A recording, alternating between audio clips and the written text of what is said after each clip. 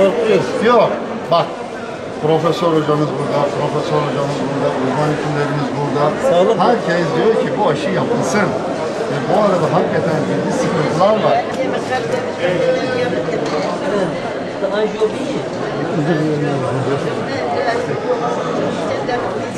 Tamam ama sakınca o yüzden Bak kalp doktoru bu.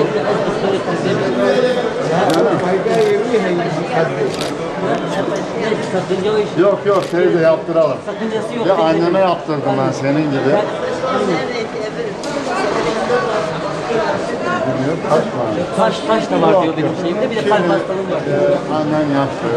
İyi bakmamız lazım ona. Allah korusun yarın öbür gün bu hastalığa yakalanırsa riski çok fazla. Buraya kadar gelmişken yapalım. Tavsiye ettiğim ister de aşırı testini yapalım. Tamam teyze. Hadi başla. Başla. Tamam bu da kabul etti. Aziz. Aşı odasını alalım. Hadi. Ellerine teyze. Hadi. Aşılama kampanyası çalışmalarımızın devlet hastanesi durağındayız. Burası yaklaşık günde 4 bin, 5 bin hasta kabul eden bir hastane. Dolayısıyla popülasyon oldukça fazla.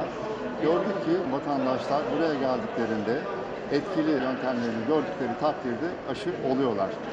Bu uğurda biz burada çalışan uzman hekimlerimiz, başhekimimiz, tıp fakültesi dekanımızla sağ olsun bizlere destek verdiler. Bu bize mutluluk verici. Bundan sonra her gün hastanede, devlet hastanemizde, eğitim araştırma hastanesinde sağ olsun hocalarımız bilgilerini konuşturarak hamile olan bir bayan aşı olmuyordu. Diğer bayan diğer probleminden dolayı olmuyordu.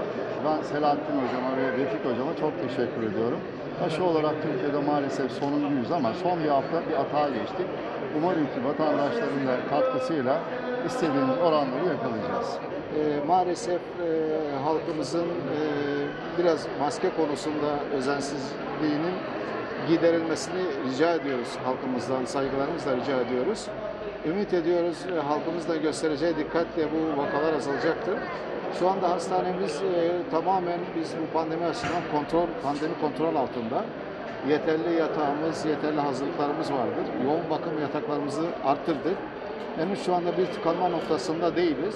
Ama biz hastalarımızın buraya hasta olarak gelmesini istemiyoruz. Yoksa Allah'ın izniyle biz onları tedavi edeceğiz. Biz onlarla gerekli ilgiyi ve alakayı göstereceğiz.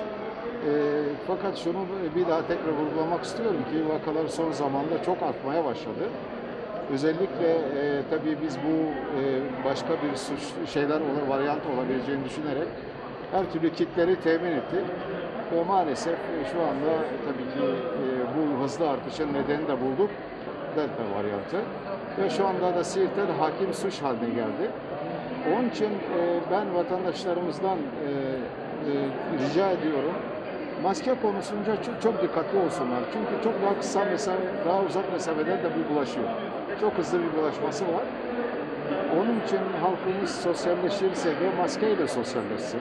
Varyantı şu an ilimiz dahil 30 ilde Sağlık Bakanlığı açıkladı. 284 vaka tespit edilmiş durumda. Delta Plus da 3 ayrı ilde ve 3 vaka var. Özellikle İstanbul'da olduğunu biliyoruz. Bu nedenle önemli. Bunun tek çözümü aşılama. 2 doz aşılama yaptığımız zaman bu işten kurtulacağız. Şu an bakanlığın bize bildirdiği %60 civarında 18 yaş üzeri aşılama oranı var. Çok ciddi bir oran var. %10 bir mesafe kaldı. Tünendeki ışığı görmüş durumdayız. Biz özellikle bu tereddüt olayına parmak basmak istiyoruz.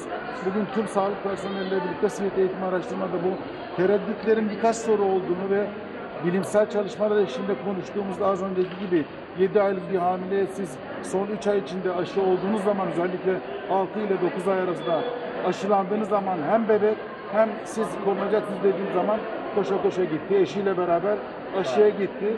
Sayın Sağlık Müdürümüz başhekiminin de katkılarıyla bu tereddütleri yavaş yavaş gidereceğiz. Tabii tereddütlere biz bugün yayınlanan çalışmaları da söylediğimiz zaman geniş bir zamanda siz eğer aşı olmadığınız zaman özellikle obez iseniz, kalp rahatsızlığınız, kronik rahatsızlığı varsa büyük bir ihtimalle yaşınız da ileriyse büyük bir ihtimal hastaneye geleceksiniz ve hastaneye yatacaksınız. Ama siz aşı olmuşsanız, aşıdan da 15 gün geçmişse %85 evde geçireceksiniz hastane yerine. %90 oranında yoğun bakıma yatmayacaksınız ve koronavirüse bağlı olan mortalite dediğimiz ölüm oranına %86 oranında engelliyor. Bugün yeni çıkan Şili çalışması. Bunları söylediğimiz zaman tabii başka soracak bir şeyleri kalmıyor.